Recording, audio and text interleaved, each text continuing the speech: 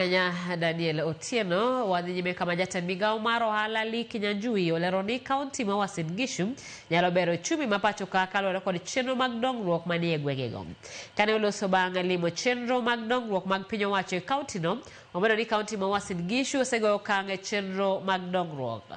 Owacho ni gin e ng'wech mar manyo joket mwandu kaachiel kod gero kembe nono.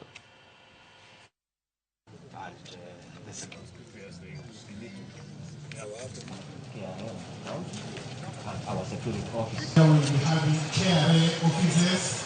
We'll be having 90% complete.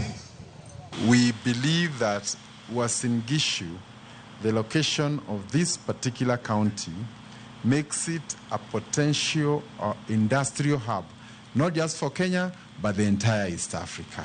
And therefore, the government is looking into all these possibilities, and we will be having that conversation later, so that the airport that is here, the railway that is here, the road connectivity to the East African region that is here, the facilitative environment created by government, all business facilitative agencies like KEBS, KRA are all headquartered here.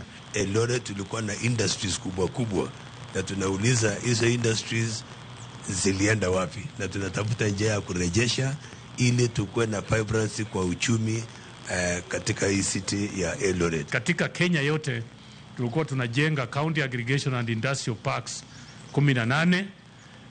Kwa sasa tumefanya priority na also ku ranking, na Uasin Gichu iko mbele kabisa kwa hizo 13 ambazo tumeprioritize. Uasin Gichu iko namba 4.